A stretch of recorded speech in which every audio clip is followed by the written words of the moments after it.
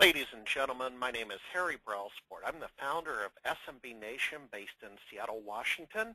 This is part of our ongoing weekly webinar series where we bring a variety of educational issues, typically with a technology-related focus, to your attention to both educate you, excite you, get your enthusiasm surrounding the issues of the day, and also your feedback and participation. This week is a special honor as we have former Senator John E. Sununu on how we can fix the technology skills gap. So I'll tell you what, before I go one step further, as is my style, I like to do a little bit of housekeeping. So first and foremost, thank you very much for your time. Here we are in Q2.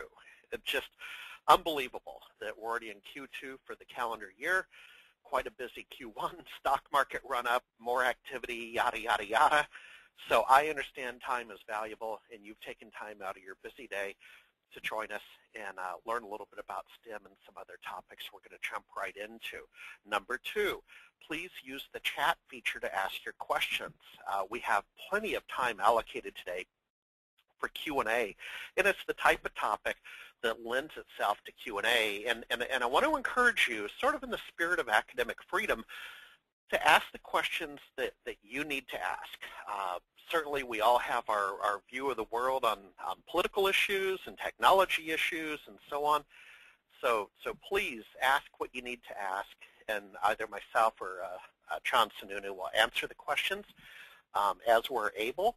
And with that said, and this webinar is being recorded, so you'll be receiving a thank you email within 24 hours and a link to the recording of the webinar so you can watch it again. So without much further ado, we have introductions. I'll start from the bottom up. Again, my name is Harry Brelsport, the founder of SMB Nation. And with the kind support of Jonathan and Mike from Microsoft, they have provided former Senator John E. Sununu.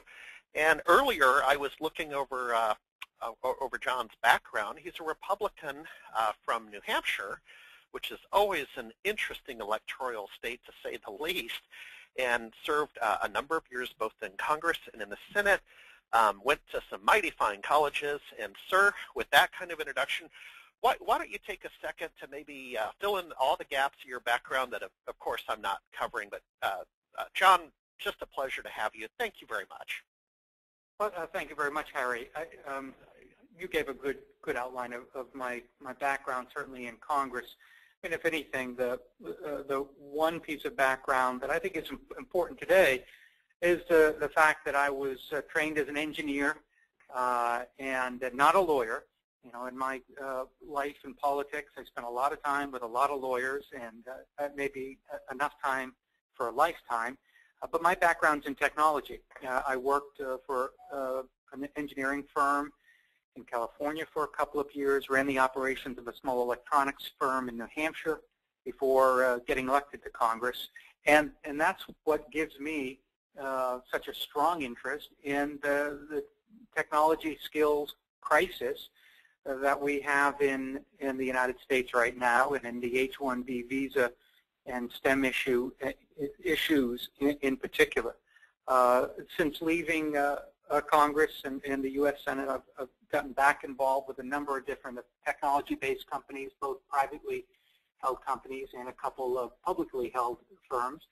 But most recently, I agreed to work as the co-chair of a coalition called Inspire STEM USA. And the coalition is focused on making sure that technology-driven companies in the United States have the access to the high-skilled workers they need today and access to a strong pipeline of high-skilled workers in the future. We've reached out to a lot of different organizations. So on the private sector side, companies like Microsoft, you mentioned Honeywell, Intel, a number of different strong, broad-based trade associations like the National Association of Manufacturers have joined up, and then a bunch of nonprofits, groups that are working on local economic development, educational issues, and technology issues. So we have over 30 different coalition members, and are signing up more every day. We've only been around for a couple of months. So let's get right down to it, though. The thing we're focused on is the STEM pipeline. And what we've encouraged Congress to do is to join together two ideas, both of which make sense, but in many regards they're complementary. One is to make it easier for technology-driven companies to get access to the high-skilled workers they need today. And we do that by raising the cap on high-skilled visas, H-1B visas. So we've encouraged Congress to raise that cap.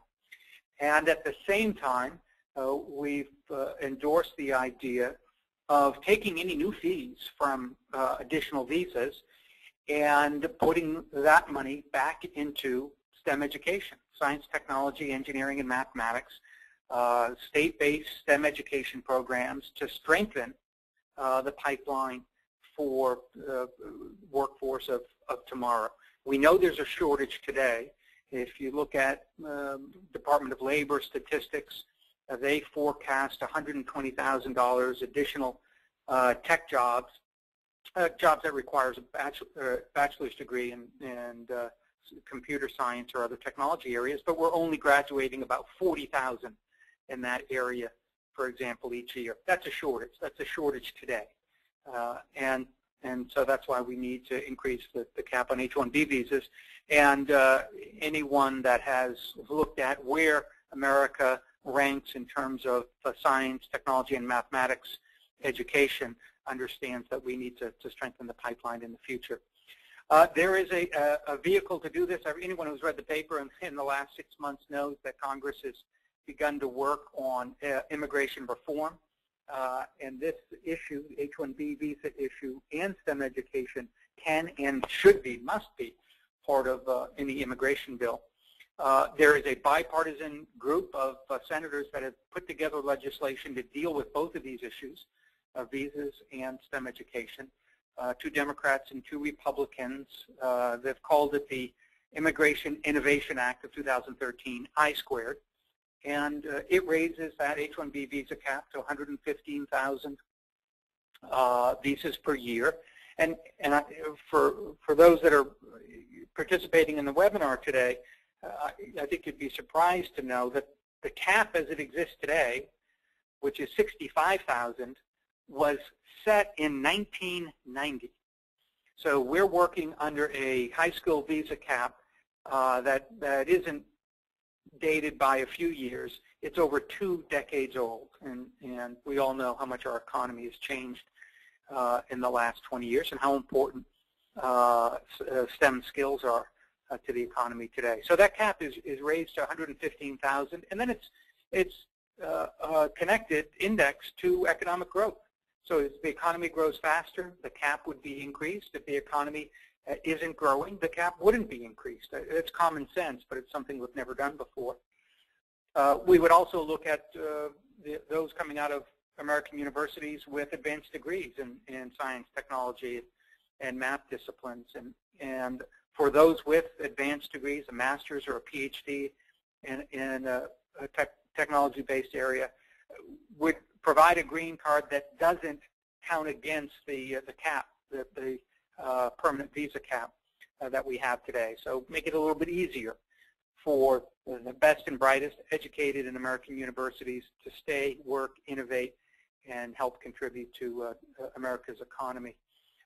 And then, as I said, maybe most important, it takes the additional funding from the H-1B visas, from green cards, and puts it into a STEM fund, a fund that returns resources to the states and the most effective state-based STEM education programs in order to create the pipeline of technology-focused workers that we're going to need, not just in 2 to 5 years, but in 10 to 20 years.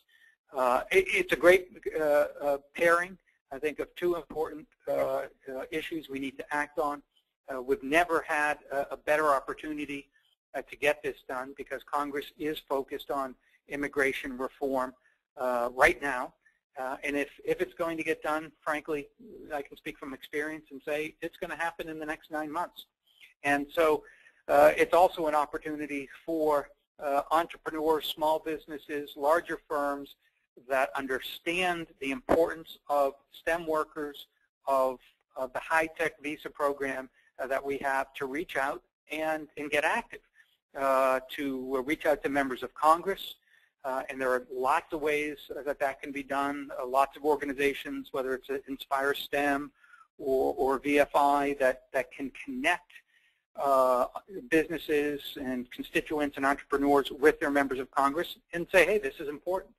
This is something that we can and should act on. It's important to our economy. It makes common sense, and it's bipartisan. And reaching out to a member of Congress, it makes a difference. It makes a difference. And I think the one thing I would add to that is, for those that would like to and are interested in reaching out, speak directly and clearly, whether it's a letter or an email or a phone call, and talk about your personal experience, whether it's in a personal experience in a small business, as an entrepreneur, or as an employee, getting members of Congress to understand the local impact, the personal impact, and the economic impact in their district or their state is very, very valuable. You don't need to talk about the global impact or the impact on U.S.-wide GDP. I mean, that's important, but for a House member or a senator, they want to know how it affects their district and their state. And the people that are participating in the webinar today, I think, are in a great position to do that. So again, I encourage you to kind of get involved, to help communicate with the thought leaders and elected representatives that this is important, both making sure that those workers through the H-1B visa program are available today, and making sure that we have a better STEM education pipeline in the future. It's something that I think can and will get done this year, and that opportunity, combined with my love for technology and my own personal education experience, makes this something I'm very, very excited to be part of. Thanks, Harry, again for putting together the call. If you've got any questions, happy to fill in any gaps I might have missed, and of course to take questions from the webinar participants. Absolutely. So, John, thank you for the direct and succinct and might I say effective conversation regarding the STEM Act and the associated H-1B1 visa program. Heather, a little bit of housekeeping just so we can keep this party going. If you could elevate Mike up to presenter status, please. Mike is on the call. And let's see if we can. Mike, are you here?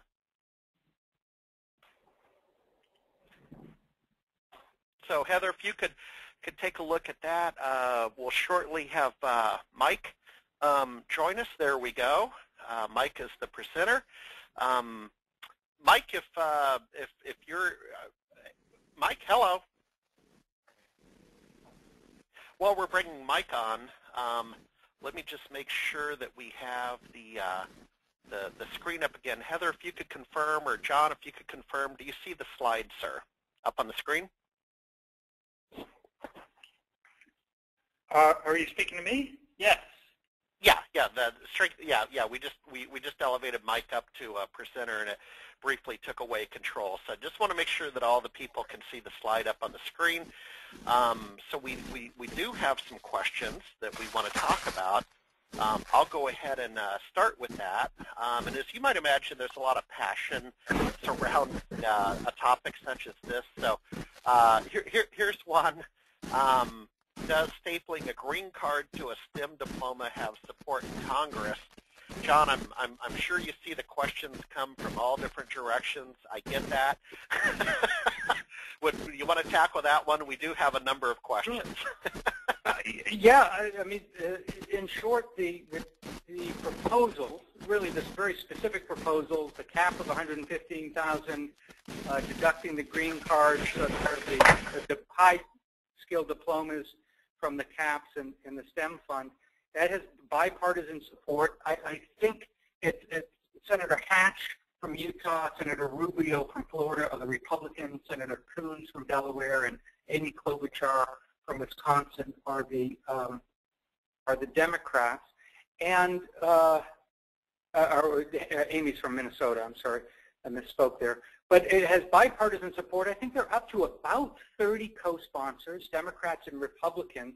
And so, yeah, I think there is recognition. If you've got an advanced degree in one of these STEM fields, you should be eligible for a green card, and it ought not to be deducted from the other caps for permanent visa status, because the brain power, the potential for innovation, and obviously the degree to which you can support a growing technology sector is very, very significant, and in the long run isn't just a small a net plus to the economy, but it's quite large.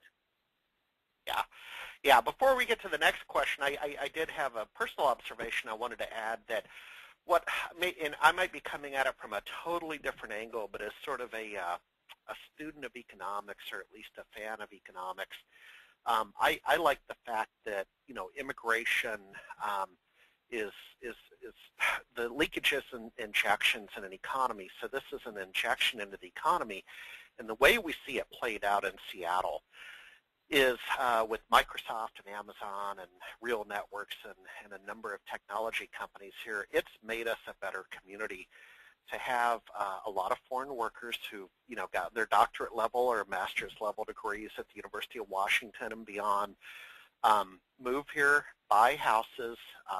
Oftentimes, one of the family members, and I know of a perfect example, but she started a Indian restaurant. Her husband works at Microsoft, and she leased space and started a restaurant and hired a few people over in Bellevue, Washington. And so, not only is there sort of the focused conversation we're having about American competitiveness and the technology skills and workforce, but I just adore how it's made our community richer, more vibrant, diverse, and quite frankly, a better, healthier economy over here. I love it to death. Now, with that said, Mike, were we able to mic you up? Are you with us, Mike? I'm here. Yes, I'm here. Thank you, Harry. Sorry. Okay. Hey, Mike, go ahead. Mike, yeah, if you don't mind, what I'm going to do is I'm going to back up a couple of slides. Let's make sure I'm doing what I'm doing. Let's take a second. We do have a number of questions, but welcome aboard, Mike.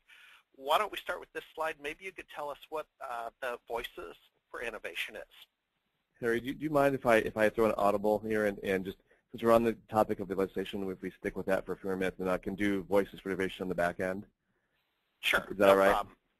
Yeah. I just want to keep the momentum Please. going because I think it's a nice discussion. I would just add, Microsoft just conducted this. I'm Mike McMahon, and I'm Director of External Affairs for Microsoft. I'm on the U.S. Government Affairs team based in Washington, D.C., and I'm working very closely with the Inspire STEM Coalition and the Senator on this important project. And I just want to say on the question about your point, Harry, about Washington State, Microsoft just conducted a study, an economic impact study, and I don't have all the data. I don't have the data the same for me, but I believe it was somewhere along the lines of 6 to 8 positions. Every position Microsoft has at the campus there, about 6 to 8 residual positions or jobs that are created as a result of that position. It's things like you just described. It's a spouse who opens a restaurant.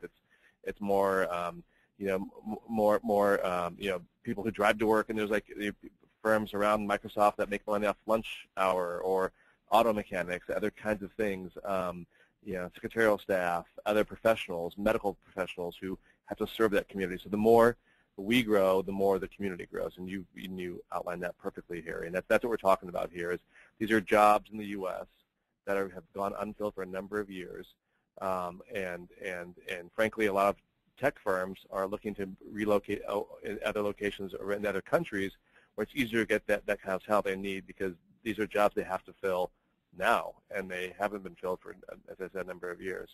And that's what we're talking about, is trying to really do the smart thing and keep these jobs here in the U.S. as our tech sector grows, fill them temporarily, if need be, with high-skilled workers who graduate from our colleges oftentimes in those situations, or bring them in overseas. Those jobs will be use that increased funding that these programs would bring about, the H-1B visa program specifically, paid for by the companies that are using those visas, to fund the STEM education program, which will be given to the states in block grants to use on STEM funding for education. And then you fill that pipeline up, and so in 10 years or 12 years, we have a much more even, balanced situation where the schools in this country are producing the kinds of workers that the companies that are creating those jobs and needs to fill those positions and keep them here in the U.S. So I just wanted to definitely add that, and that really kind of goes back to your point, Harry, about the Washington State experience. Exactly. So, folks, let me just peek at the questions. I know we have a bunch of questions. How can small tech firms get through the red tape to hire foreign applicants? Very good. So how can a small firm get through the red tape to hire a foreign applicant? Having been there, it is daunting. Good question. Well, I don't know if I'm qualified to answer that question, having not done it myself, but I can certainly, I assume you can get people's names, and we can certainly get an answer for them and get back to them. I don't know, Senator, if you have any thoughts on that as well. No, I haven't, like you, been in the position of a small business hiring an H-1B applicant. I will say, though, that one of the things this legislation in particular tries to do, and I think, look, immigration reform more broadly that's being debated in Congress tries to do, is to make it easier, a little bit more straightforward, and to reduce the paperwork. Now, having been in Congress before, I can tell you that oftentimes Congress will think it's making things easier, and they'll actually make things harder. The law of unintended consequences is never so powerful as it is in the writing of legislation and regulations at the federal level. But for example, currently, if you have an H-1B visa and you're working for a company and you apply for a green card, you can't move jobs while you have that green card application in place. That's the kind of red tape that makes it more expensive and riskier to bring on an H-1B visa applicant, and that would especially be the case in a smaller firm with a smaller number of jobs. Those costs would be disproportionately higher. So that's an example of an existing, I would call it a sort of a cumbersome regulation or an unintended consequence of locking these workers in place while they're applying for a green card. So that's the kind of thing that can be changed, and the kind of a regulatory change that would make a bigger difference for small business. So in short, it's something that I think the drafters of the legislation are cognizant of. But again, that's the exact kind of thing that a small firm, an entrepreneur, or even an employee of a small firm can and should reach out to their member of Congress, let them know that dealing with the STEM crisis is important, but making sure that small businesses are put on equal footing, that we're thinking about the regulatory and the red tape cost to small business. That's very important, very valuable to do.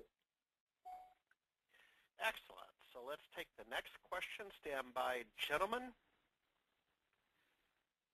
With the business case for offshoring evolving beyond a pure cost play, a further migration of high technology jobs to outsourced international labor.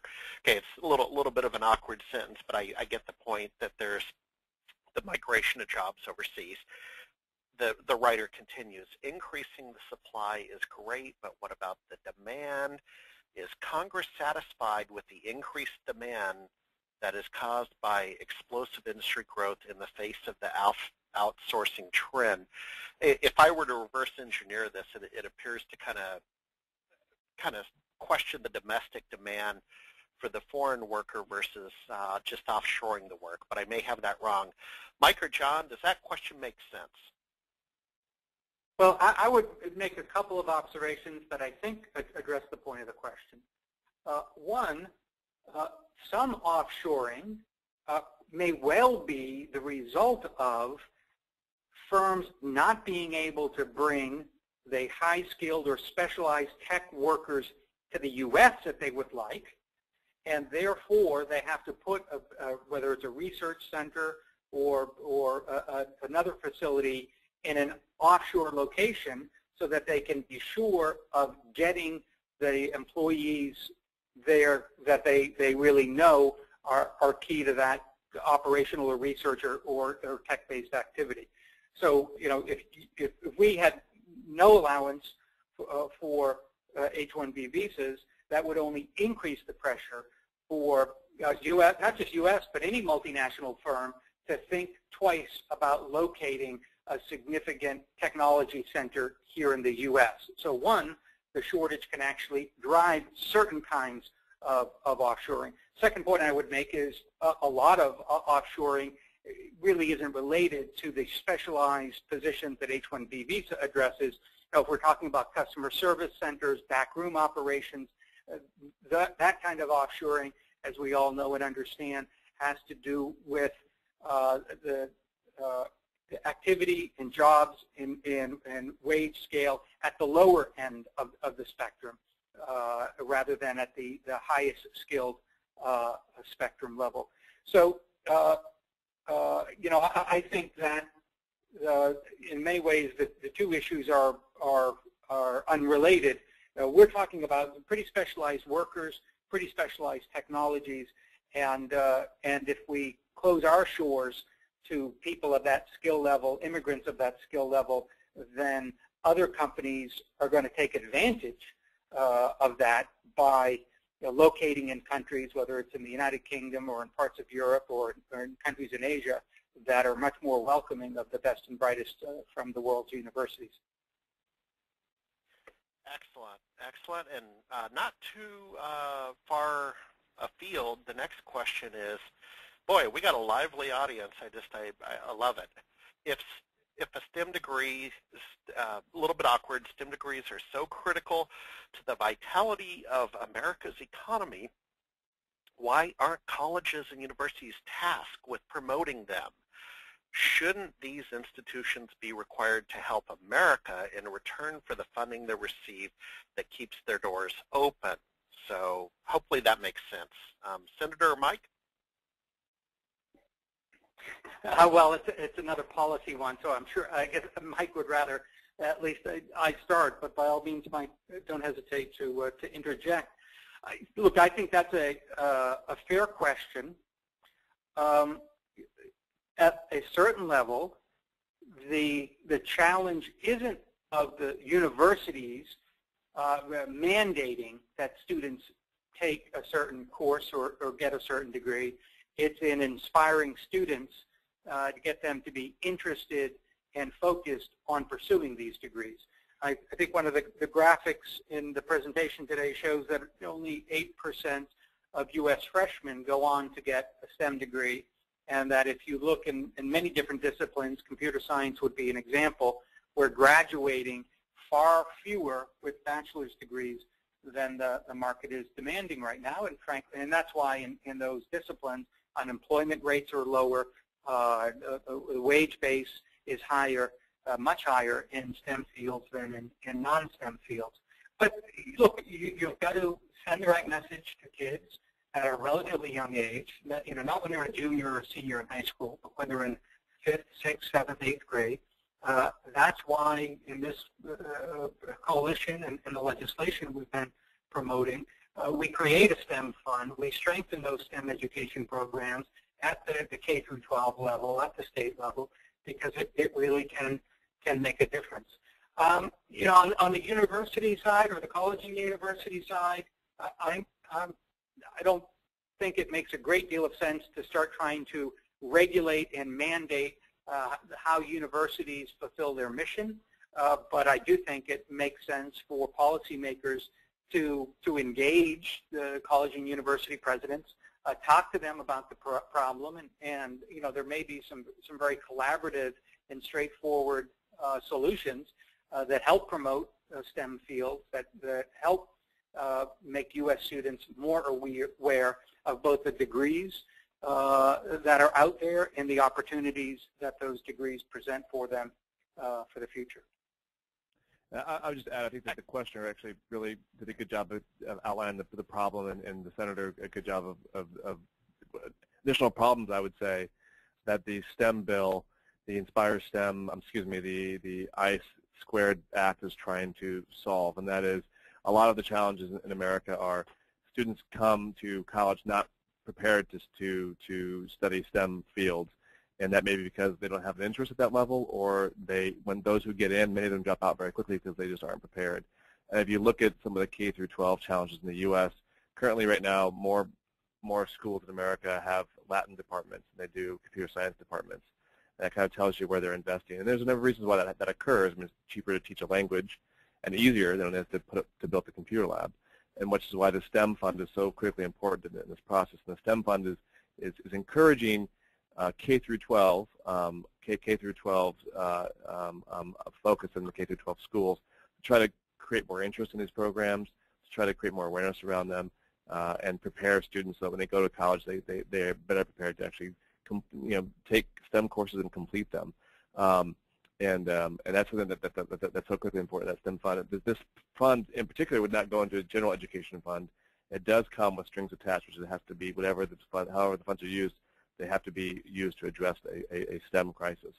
That's something that we're very focused on in this legislation, to try to get this thing passed, because without it, there's not going to be that kind of overemphasis on STEM. Hey, Mike, I have a question regarding that. I think I've talked with you in the past, but I'm a big fan of incorporating online learning into physical learning. I don't think it's one or the other. I just want to say that up front. That's always a big debate, but I think there's a hybrid model out there where online does have a slight role. Any restrictions on STEM funding for some of the online universities you and I both know of in this area?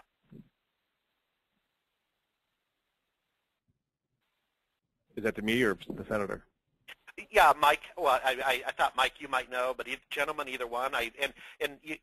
We may not know. I just sometimes. Yeah, I don't know specifically about specific universities. I do know that it does give great latitude to be decided at the state level, and okay. I'm sure online curriculum are a part of any sort of solution. There is no sort of one size fits all solution, and this is not intended to be. Although I think the focus is on K through 12.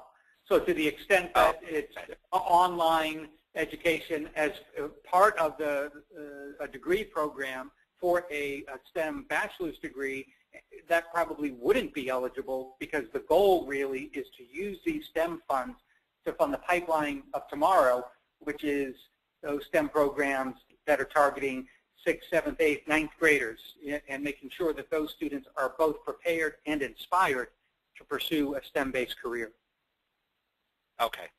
Thank you very much. Well, let's look over and see what questions we have. I know there are a lot of them, so hang on. Let me scroll down. Here we go.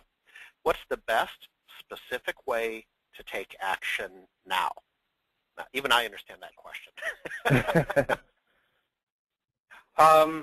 Well, one, if you are leading or part of a company that has the wherewithal to join and support and become active in a coalition, as a co-chair of Inspire STEM USA, I would encourage you to go on our website, get a little bit of additional background on the mission and the structure of Inspire STEM USA, and to join the coalition. As I indicated, we've got some very large, strong private sector-based members in our coalition. We have some private sector and educational and immigration nonprofits that are parts of our coalition. So it's a very broad spectrum, and I think it's really the most effective organization out there working on and focused on the STEM aspect of immigration reform today. A second, reach out directly to your congressman or senator. InspiredSTEMUSA.org, we can help you do that. Mike's probably got a little bit more background on BFI and the tools that they have to connect with a member of Congress, but it's these websites and these tools really do and really can simplify the process. And then I know I'm repeating myself, but I am speaking from experience. When you reach out to a senator's office or a member of Congress, speak from a personal perspective. To get them to understand the very specific impact and interest that someone in their state, in their district, working in a firm has in STEM issues and in the H-1B visa issue in particular. Whether you have one, H-1B worker or 100, it doesn't matter. If you're talking from personal experience, it's very, very effective. I would just add that on the VFI side, the Voices for Innovation, we have a tool that makes it very, very easy. You can go in and punch in your address, and it'll tell you who your senators are. It'll tell you who your member of Congress is. You can email them directly from that tool. There is some information about the the I-Squared Innovation Act that you can read up on, and there is some language that you could use in a letter. I would encourage you, as the senator's been saying, to use your own words and talk about your own experience, and that's very powerful. And I would really encourage you to go to the VFI site to do that. And you can find it at voicesforinnovation.org. VOICES for FOR innovation.org. Gentlemen, let me do a little bit of housekeeping. I've just received a message from the control panel that you may not be able to see the slide. So Mike and Senator Sununu, can you see the slide with the statistics up right now? Yes, I can. I can. Okay. All right. Yeah, I Thank can. you. Okay. Just wanted to make sure we're okay with that. So next question, they're rolling in, so we'll just keep moving right along. Does this initiative slow down the outsourcing? Pretty simple question, gentlemen. Look, my short answer, I think I alluded to earlier, is I think it probably does slow it down in that it would address certain kinds of outsourcing that are dependent on highly skilled workers, and outsourcing where we've made it tougher to bring that high-skilled worker, that H-1B visa worker, to the United States. I don't think that's a be-all and end-all. At the end of the day, outsourcing is driven by a lot of different factors, and if you want to minimize it, then you make the United States, the best possible place to live and work and operate a business, raise a family. So it has a lot to do with a lot of macroeconomic factors, but also a lot of quality of life issues as well, and all of those need to be addressed to really tackle the concern about outsourcing. I would just add the proposals before Congress now are trying to address that issue by, when a company applies for H-1B visa, there are fees built in. This particular proposal would raise those fees modestly, especially for companies like Microsoft or Cisco and Google that can afford greater fees, and that's how you get the STEM fund education piece part of it. The bill does raise the fees even higher for firms that have a over-dependence on H-1B visas. So there are, trip points where you pay more if you take more, and that's clearly designed to be make it more expensive for firms that are just trying to bring in temporary workers in offshore or not have them be sort of full-time land-based positions. But to the senator's point as well, the fastest way to offshore is to not allow these jobs to come in, and these positions will locate somewhere else. And in most cases, this debate has been going on for about 10 years, well, over 10 years. We were very close to a solution as a country back in 2007. But that imploded at some point, and there's been this increasing pent-up demand of these positions. Some of these positions have never been filled in that time frame.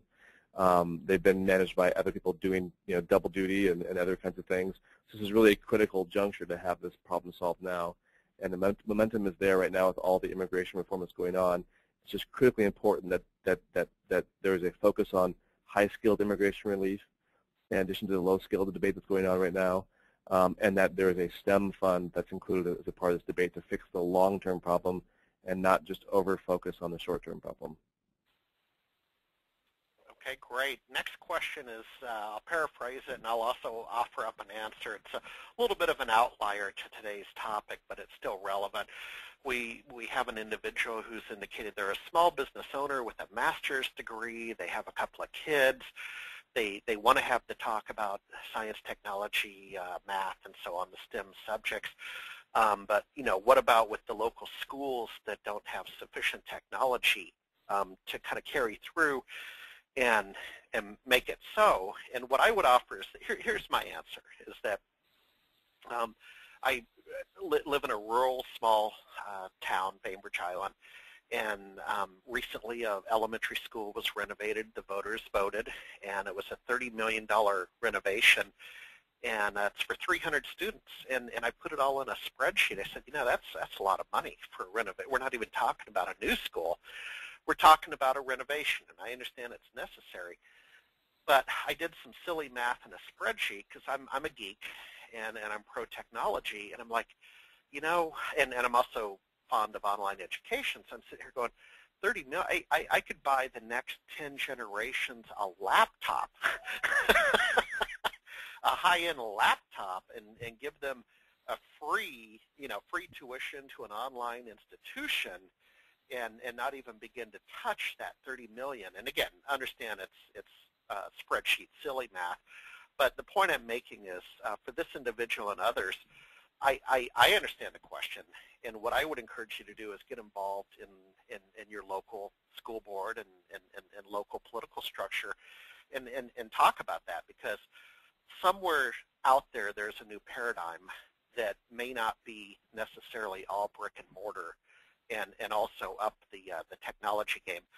So again, a little bit of an outlier. Gentlemen, I don't know if you want to respond to that. That's a little bit different issue, or we can move on.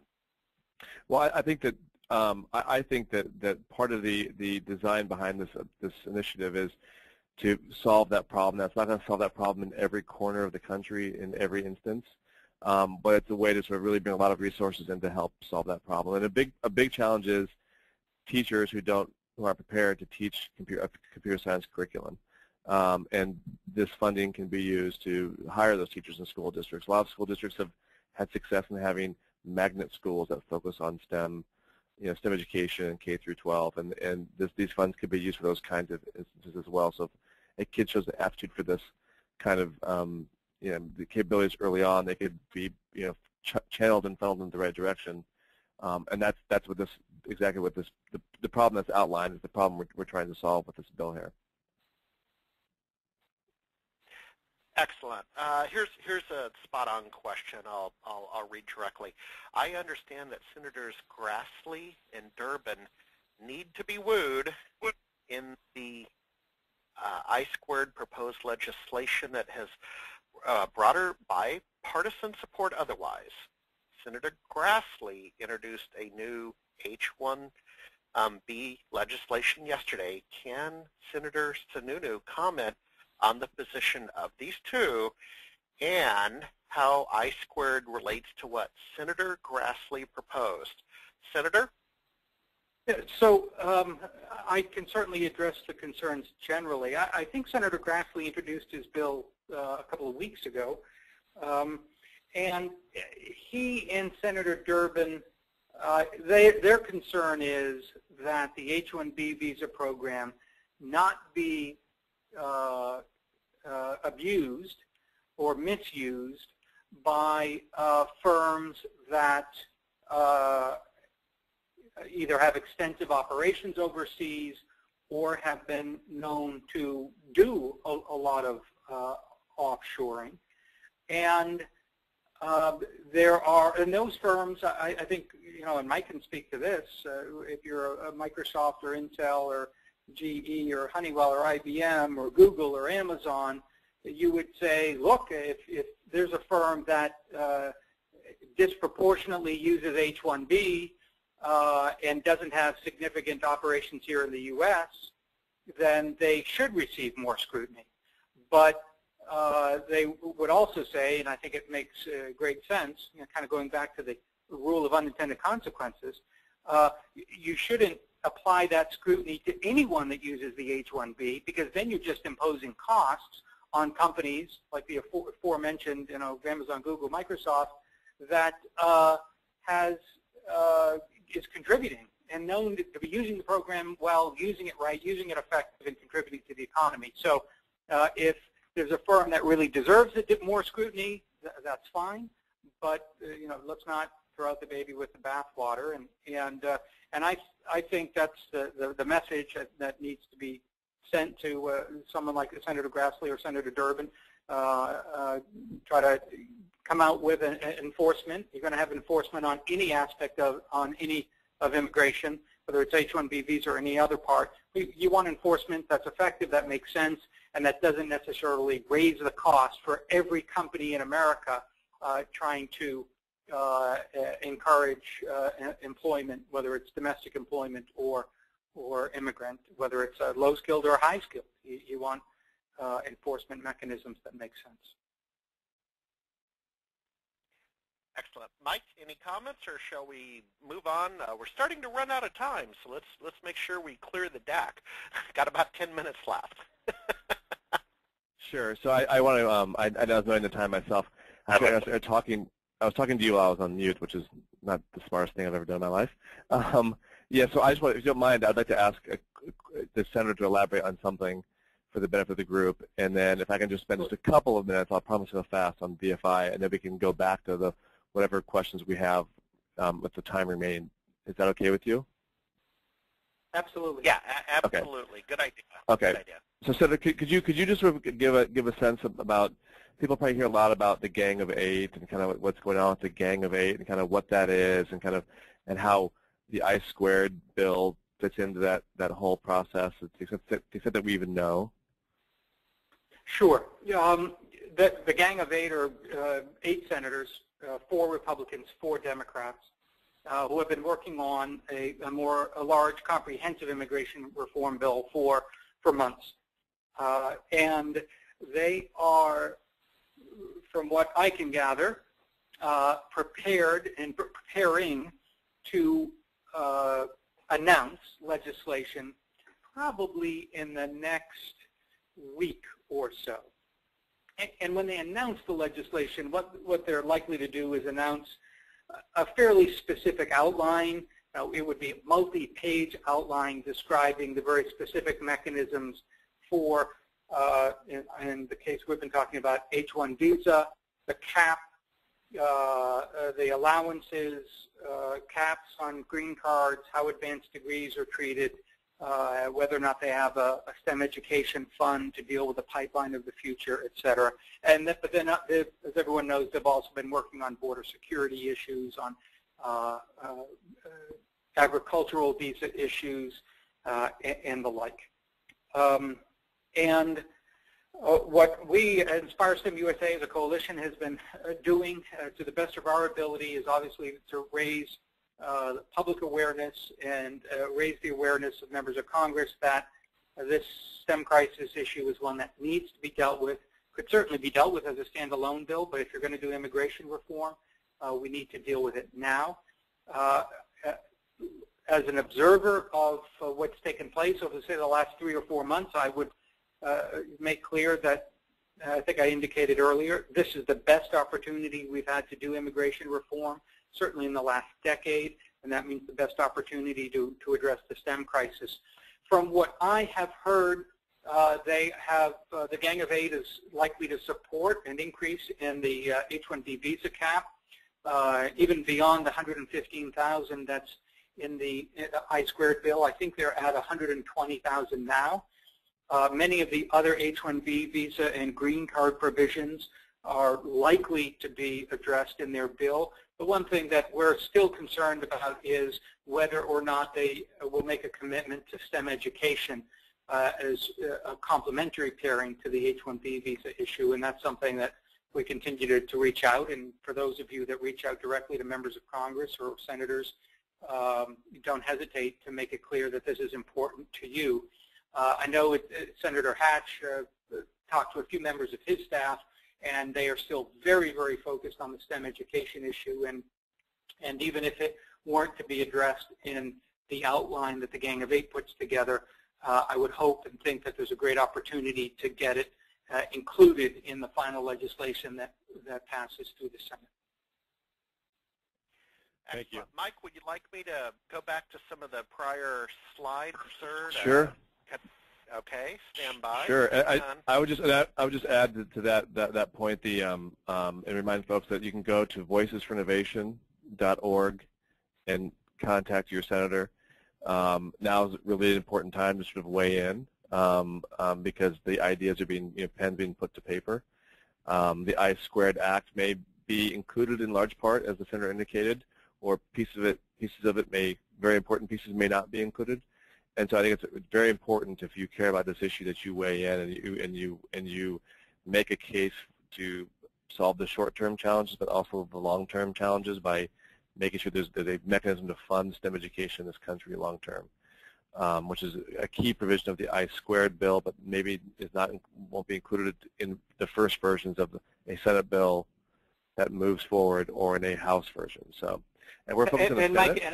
Mike, if I could just add to that point, Mike, that is also the STEM fund is certainly the kind of an initiative that might address some of the concerns of a Senator Grassley or a Senator Durbin, because it makes clear to them that there's a commitment to deal with the pipeline in the future and a recognition that in an ideal world there would be less of a demand on H-1B visa because we'd be able to fill all of these positions with U.S. graduates. That's an excellent point. And the House, yeah, we were focused on the Senate, but you can certainly rate your member of Congress as well in the House because they are grappling with these very issues. They probably are not as far along as the Senate, at least not publicly. But trust me, the opinions are being formed and the ideas are being debated. So if I could just take a minute, I'll talk about, and I promise I'll take 2 minutes or less to talk about VFI. As you all maybe have gathered, VFI, Voices for Innovation, is an online community that Microsoft supports. It's primarily focused on the Microsoft partner community, but not exclusively. We try to appeal to anybody who really is a concerned citizen who cares about the direction of the country, the economic opportunity in the country, and wants to focus on how policies and laws and debates impact the technology sector specifically. It is a completely free tool, and I would encourage you to go to the VFI site and sign up. The way it works is we talk about issues like this issue. We send out email alerts typically once a month, talk about some of the issues and what's going on in the VFI community. And if there's an issue that's very important that we think involves the technology sector that would impact the technology sector broadly, we might send an email alert to a community in a state or nationally, depending on the issue, at an opportune time. But this is not a system that emails people as much as Harry does, for example. That's a joke, Harry. Yeah. So, but I encourage you. I got it. I was on mute. You didn't hear me. But a very effective method. We may try that, Harry. But it's voicesforinnovation.org. I think so. The benefits for joining the community is the obvious one is it's an easy way to stay informed on policy issues that you maybe can't track that might impact your livelihood, your community. We do events from time to time throughout the year. We have, for example, a speaker series for those of you who might be in Washington State with Harry. We have a speakers series of lots of interesting speakers come to our campus to talk about issues. Typically, they're hawking a book, or they're running for something, and they want to appeal to people to get some money for their election. But we get some tremendous thought leaders to come through, and we invite VFI members to come to the campus. We've had in the past people like President Clinton and President Bush to senators all up and down on both sides of the aisle, famous politicians, current and retired, and other kinds of technology thought leaders. We also do events like things like the Worldwide Partner Conference and SMB Nations conferences where we might have a reception, and we allow for, obviously, to try to encourage networking between our members and other people in the technology sector. And then for those who are most active, we do stuff like we do deeper dive policy meetings and sessions in places. I mean, Harry, for example, came to one of our programs on campus, a 2-day program around our Microsoft Research Tech Fest, which occurs once a year. We brought people in, talked about some policy issues, had some nice discussions about issues like the I-Squared Act, and then we took people down and showed them some of the work that Microsoft Research is working on. So lots of fun things, but lots of discussions about policies that impact your businesses. So I would encourage you to go, sign up. It's free. You can be as active as you want to be or not be. It's up to you, but it really is a useful tool that lots of people really have come to find to be useful. And with that, I'll turn the balance of the time over to you to ask more questions. Harry? Okay, great. Great. So, folks, a little bit of housekeeping, and we can run a few minutes over today. It is approaching the top of the hour, and our promise each week to you is to have a 60-minute informative webinar. I hope we met your standards and our goals today with that. I think we did. On the screen, you see the technology policy agenda from VFI. Let me go back to the links page. You'll be receiving, here's the housekeeping, you'll be receiving a copy of the deck, so you can click through the links. You'll receive an informative follow-up letter after the webinar with a link to the recorded webinar. And I do want to do a shout-out that we have VFI participating yet again in our spring show, May 3rd through 5th, in Microsoft Redmond at the Conference Center. Very, very nice. VFI members get a special discount that we're going to go ahead and put in the email, a discount code to attend a 3-day professional conference for $199. So that's kind of breaking news. And I'm also coordinating with Jonathan over on the VFI staff to find a way for the VFI team to, not only at their booth, but maybe in a breakout room or something, have some chit-chat time with you to get to know VFI better, meet some of the fellow members, etc. So we do have a special offer to come and interact with VFI and SMB Nation at the Spring Show, May 3rd through 5th at Microsoft Redmond. You see the key links here. With that said, and if people have to leave and return to work, I understand. Let's knock out a couple of questions. Now here's the good news, is that all of these, Mike, are putting, they're in a spreadsheet that you'll receive, and you can answer the people individually after the webinar. So let's tackle one. What are some of the key milestones that I-Squared has to pass to become law, and how can we help make that happen? Gentlemen? Well, pass the House, pass the Senate, has to be signed by the President. And right now, the most likely mechanism for that happening would be pass the Senate as part of a larger, more comprehensive bill that's being negotiated by the Gang of Eight that we mentioned. The House, at the moment, has been talking about taking a similar path. There's a bipartisan group there that's putting together the outlines of a bill as well. And I do think that for this particular piece of legislation, it's more likely that the House and Senate would pass slightly different versions, and then conference, negotiate the differences together before sending it to a president. So how can you make a difference in that is, one, undertake the kind of activities and contact and reach out and coalition participation we talked about to make sure that both the H-1B visa and STEM fund issues are addressed in the Senate bill, because that's the one that's likely to move soonest. Second, to reach out to members of the House of Representatives and let them know that something like the I-Squared Act should be included in anything that the House does. And then really the next step is kind of stay tuned, right? Sort of watch and see if both act on the legislation, and if for some reason one or the other does not, then there would still be an opportunity to fix things in a conference between the House and Senate.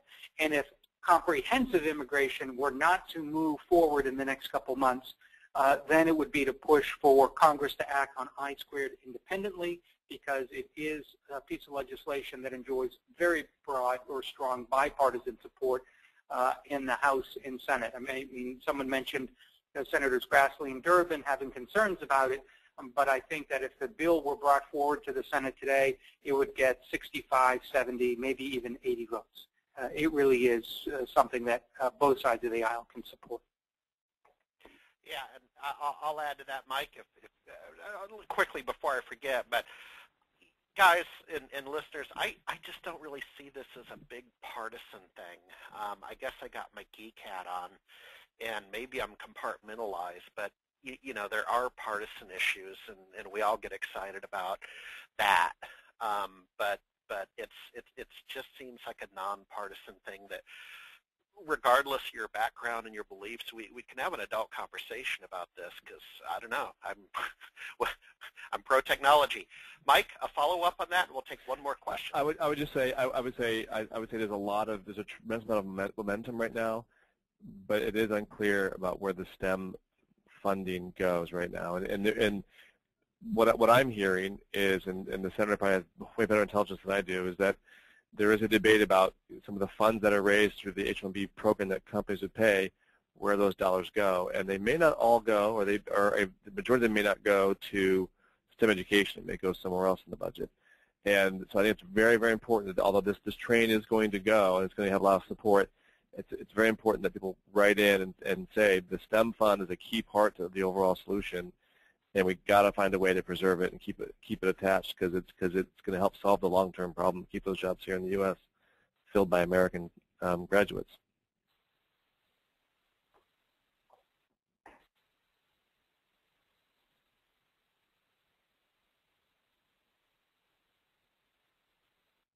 Are you still there? I muted again. Yeah. Okay, one more question. Okay, and then we'll cut over to email answers for the balance. So the question is this: why not provide incentives to students in the USA to take on STEM via employer tax credits and loan forgiveness? There is no preference financially for students or employers to grow their own. Good question. It certainly is a good question. Well, there exists an R&D tax credit. So there are tax provisions on the book that are weighted at least slightly toward technology-based companies, but although to the questioner's point, not necessarily to the hiring of STEM-based workers. On the student incentive side, look, that is a good question. It's in many ways a very complex one, and probably one that's outside the bounds of immigration reform. But I think it's made most apparent by the simple fact that if a student pursues a bachelor's degree in puppeteering, they get the exact same student loan support, Pell Grant, student loan subsidies, and other support that someone who is pursuing a bachelor's degree in computational mathematics. So, you know, it's I think a sensitive question and quite a point of debate. I'm sure some members of Congress were to say, well, we should give every student, college student, the same subsidy regardless of what discipline they pursue. But I think you can make a strong economic argument that a bachelor's degree in computer science or chemical engineering has a greater economic value and value to our economy than one in, you know, than Latin, for example. And that's not to say that studying Latin isn't a good idea, but that economically it looks and feels a little bit different than some of these STEM degrees. So it's a good question. I happen to write a column for the Boston Globe and have written about this very issue a number of times. But I don't think it's one that is likely to be addressed as part of immigration reform. Okay, and Mike, do you have a final comment on that before I wrap us up with some housekeeping? I do not. Okay, great. Well, a shout out to, I've been receiving some tweets and emails, so Pauline Tursky, not old, good friend of mine down in Voltage Security. She's a senior partner marketing manager down in Cupertino, California. She says, very good webinar, and it's people like this that have taken time out of their busy day to attend that make it all worthwhile for all of us. So with that said, folks, thank you again for joining us. And Senator Sununu, thank you.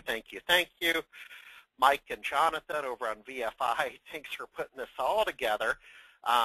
We will be getting an email to you shortly with some follow-up links and a call to action, as well as information on your discount to attend the SMB Nation Spring Conference May 3rd through 5th in Redmond, and interact with VFI and a whole lot more, and also the deck. You'll receive the deck, so you can just click right through. With that said, really appreciate you attending and taking note of this important issue. Have a great day, everybody. Thank you very much, everyone. Thanks, Harry. Thank you, Senator.